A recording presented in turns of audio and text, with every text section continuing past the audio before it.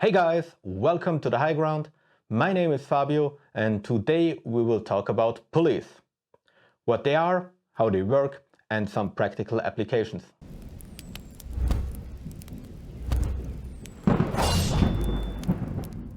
In the first part of this video, I will talk about theory and mechanics of pulleys.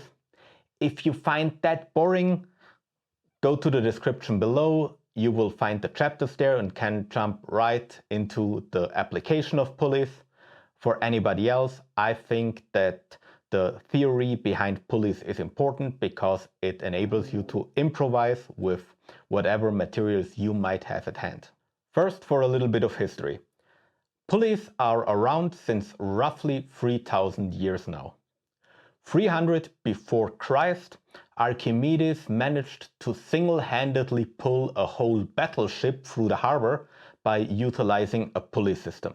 Roughly around 1600, Galileo Galilei formulated the base principle of a pulley, the golden rule of mechanics.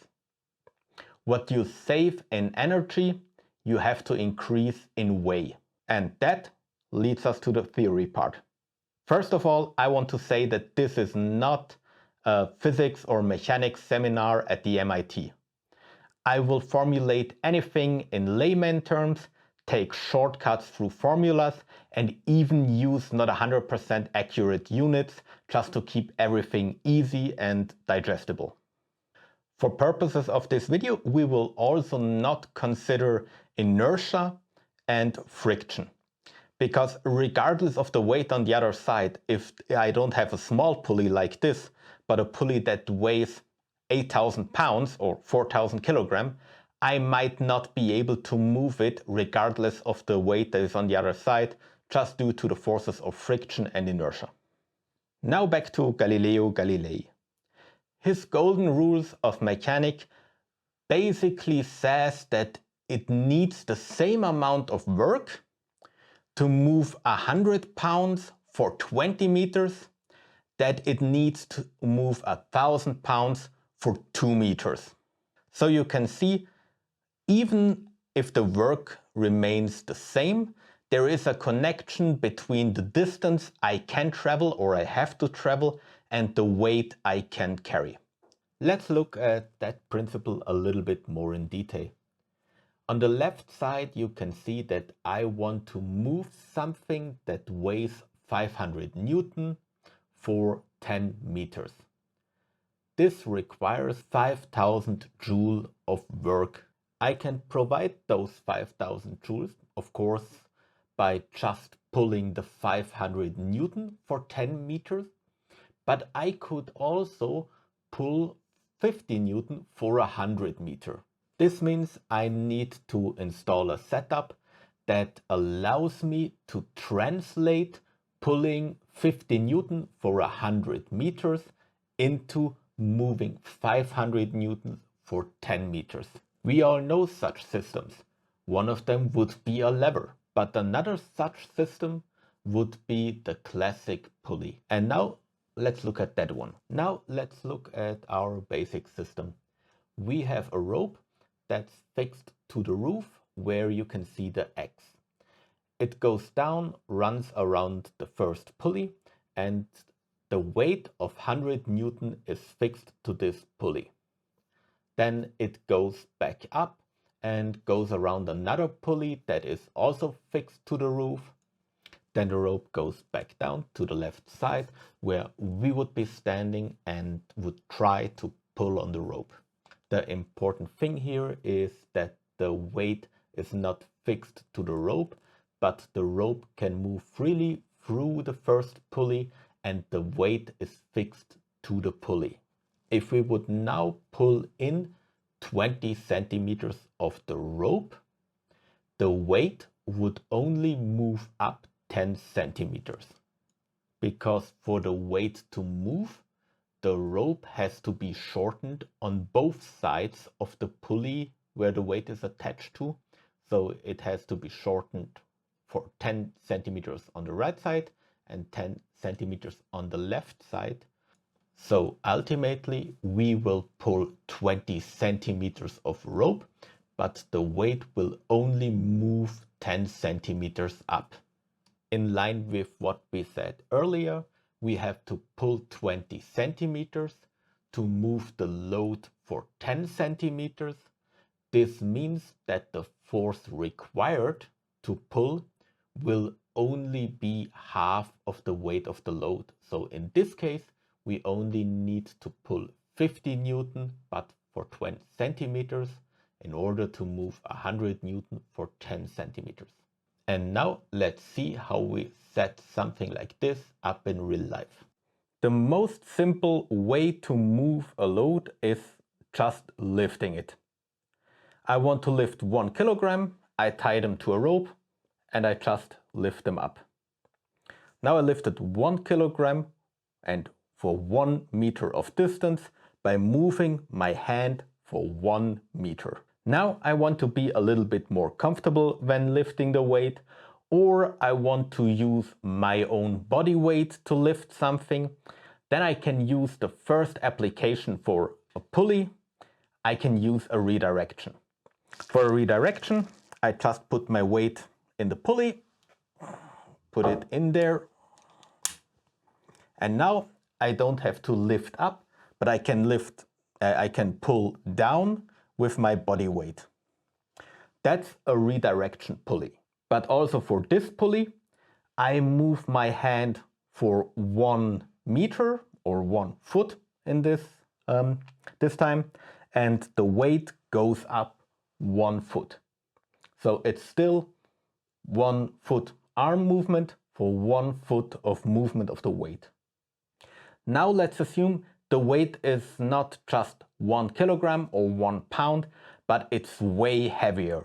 It's 60 kilogram, 120 pound. Now I want to move 120 pounds.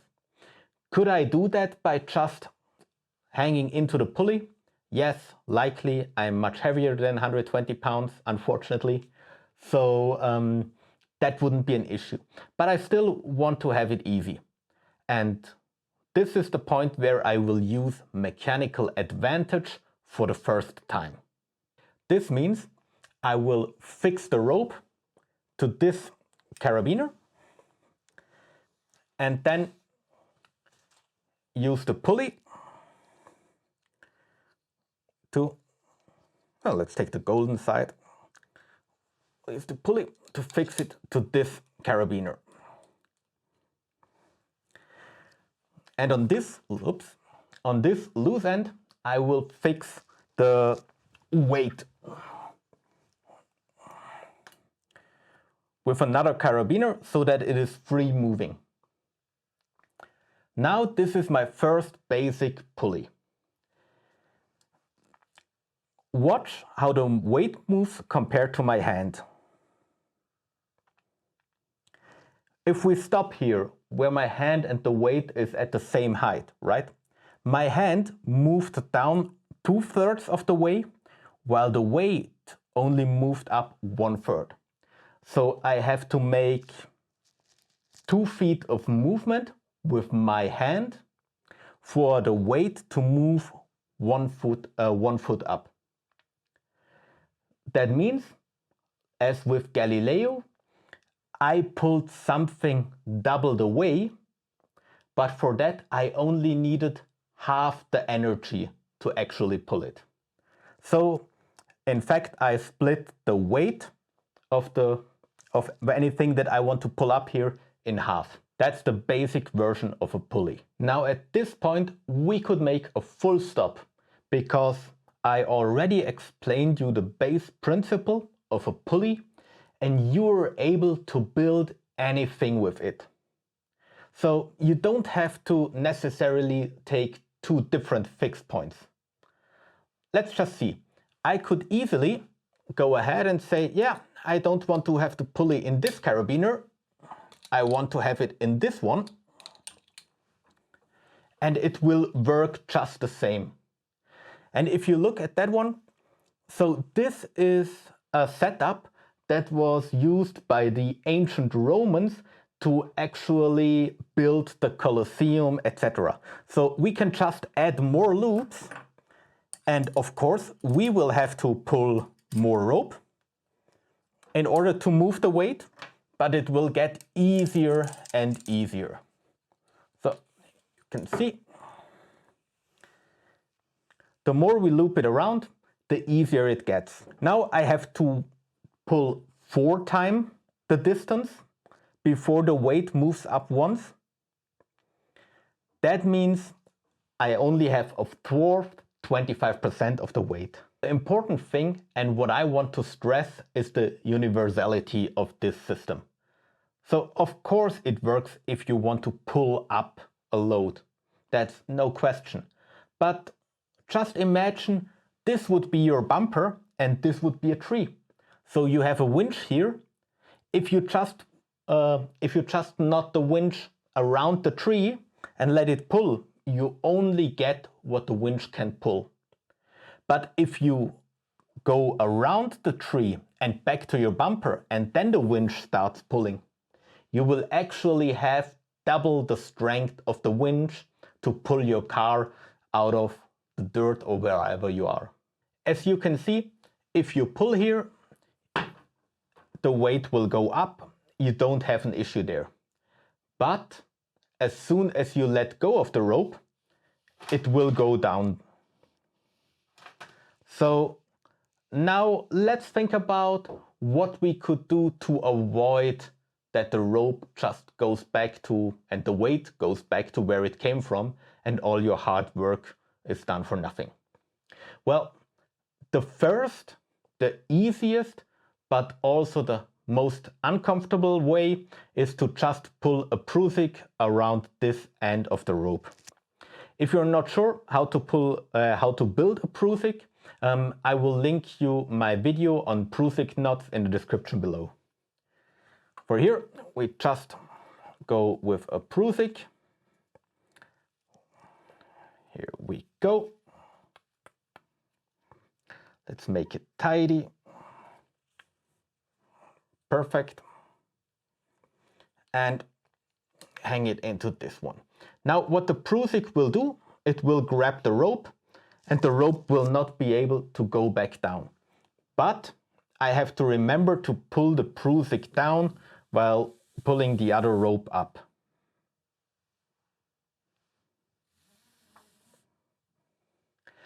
That's a pretty easy way, but you have to stay stationary, close to the anchor or at least to your Prusik. And it could happen if you pull it up. Well, it holds this time, but often those pulleys can open up Prusik knots, so you have to be a little bit careful there. Another way that is actually often shown by the alpine clubs in Europe, to not be dependent on that anchor. Let's close it. We don't have access to it. Neither do we have access to this one. Another way is to use a second Prusik. Let's loop that around this side.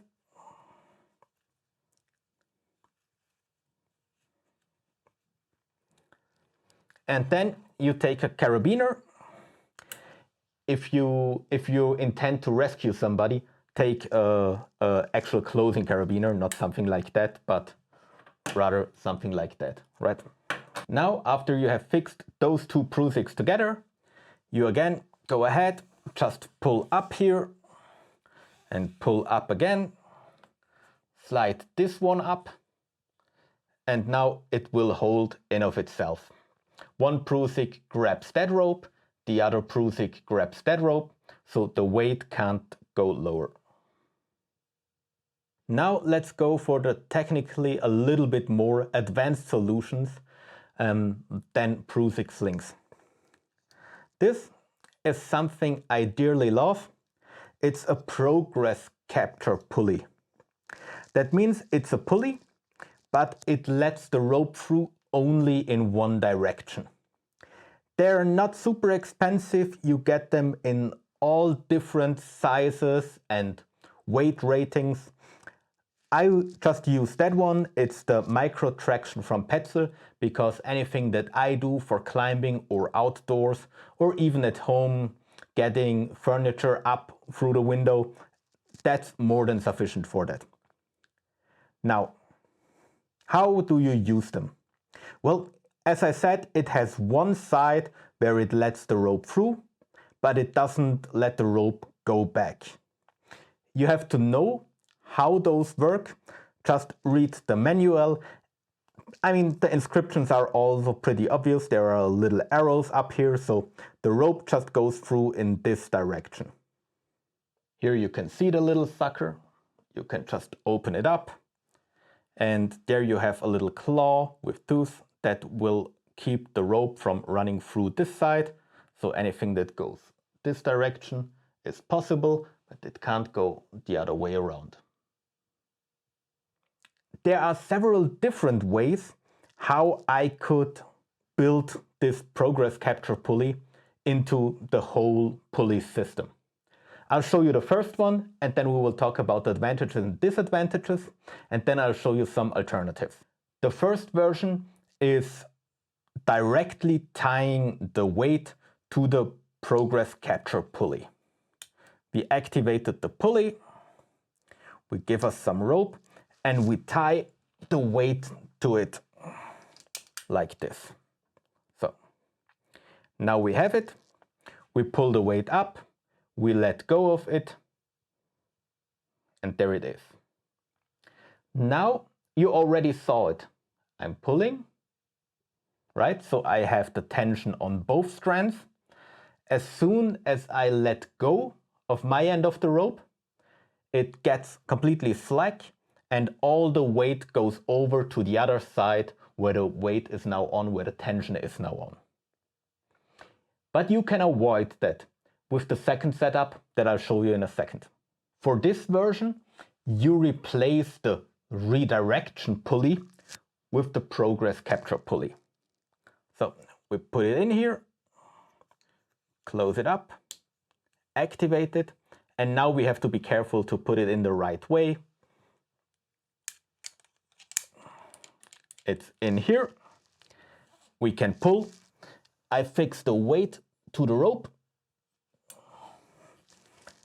And now I can pull up. And if I let go, it stays exactly where it is. One of the downside of all these constructions is that you have to have both ends of the rope available to you. Well, if you're in the mountains with a partner and he is tied into the rope and you are tied into the rope and he falls into a crevasse, you don't have both ends of the rope available to you. If you want to pull something up a steep slope, yeah, you can fix the rope to the object, go up, make a pulley, go down for a redirect, and then pull. But the shorter the rope gets, the more you have to walk up the steep slope while pulling. That's also not optimal. I will show you a solution for that situation.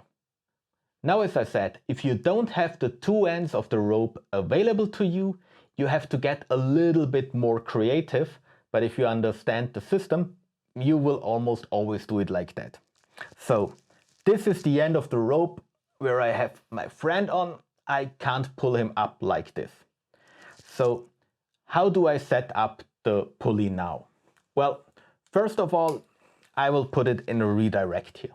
Now I could already pull with my body weight. For those who have seen the theory part, it's just a redirect.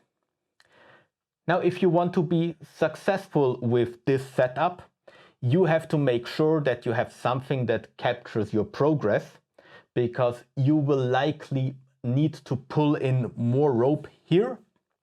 Then you have distance to work with your arms. You will see in a second what I mean with that. We could, of course, go with a normal pulley, right, and set it up with a Prusik. But since we already have one, rich kids, right, we will just use a progress capture pulley.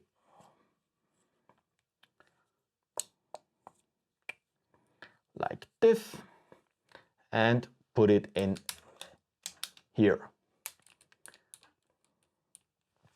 Now, this progress capture pulley does not provide us with any mechanical advantage.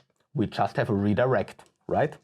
In order to get the mechanical advantage, we have to do the following. we fix a Prusik to this rope, make sure that it's tidy, take a carabiner,